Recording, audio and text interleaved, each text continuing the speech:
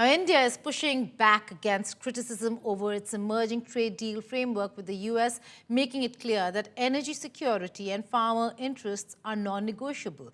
New Delhi says Russian oil was never a structural dependence, and while energy trade options remain flexible, sensitive agricultural sectors will stay protected. Here's a report.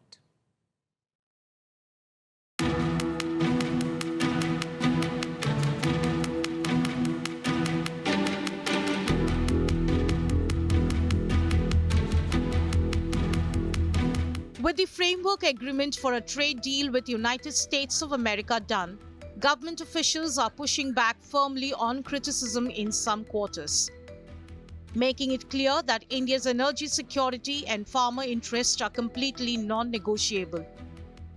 At the heart of the debate is India's sovereign right to decide where it buys crude oil from versus US President Donald Trump's recent executive order, which has set up a high-level panel to monitor whether India resumes directly or indirectly importing Russian oil. India's response is simple. Russian crude was never a structural dependency. In 2019, Russia accounted for just about 2% of India's crude oil imports. It was only in post-COVID years that imports grew, peaking at 40% in 2023. Since then, imports have tapered down to around 33% of India's total imports in 2025. The Russian oil imports spike post-2022 was driven by deep discounts, freight advantages, and guaranteed availability. And the government says its options are open now. One of them is cheap. The recent unsanctioned Venezuelan crude, which is now flowing back into global markets. Trump has guaranteed that this oil will be available for India.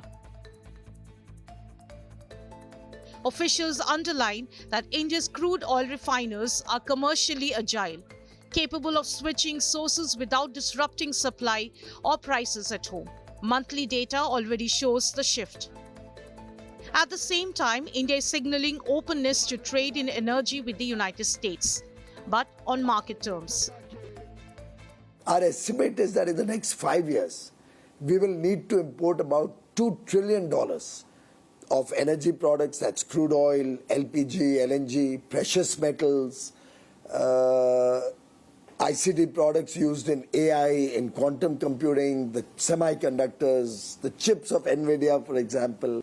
Indian importers won't have an advantage if they import from the US.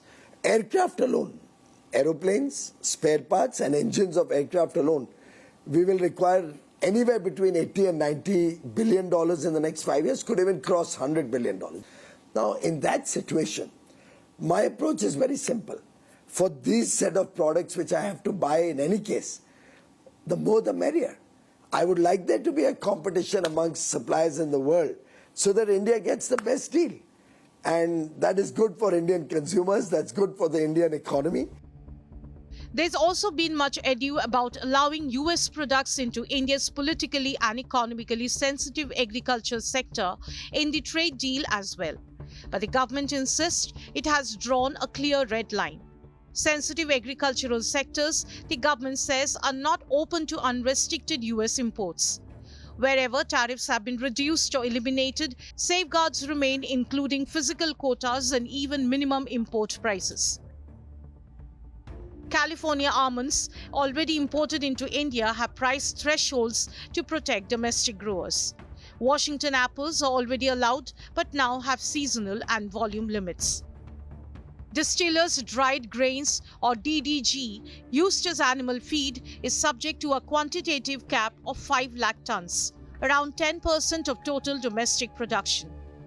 And soybean oil, imported since long but will now be further regulated through quotas to shield Indian farmers from any adverse impact on their price realization. India insists this is not protectionism, it is food security. There is also the ultimate safeguard, phytosanitary measures which ensures a minimum quality of the produce being imported. और सबसे ज़्यादा चिंता इसी बात की थी कि हमारे प्रमुख अनाज सुरक्षित रहना चाहिए, वो सब के सब सुरक्षित रखे जाए। प्रमुख अनाज, प्रमुख फल, हमारे डेयरी उत्पाद उनके लिए कोई द्वार अमेरिका के लिए नहीं खोला गया है। As the year-old trade negotiations between India and the US draw to a climax, New Delhi's position is clear. On oil, India has flexibility, alternatives, and leverage. On agriculture, there will be no compromise with farmer livelihoods. In any case, only around half of these imports will be at zero duty. There are other levers that India has and can deploy would the need arise. Bureau Report, Business Today Television.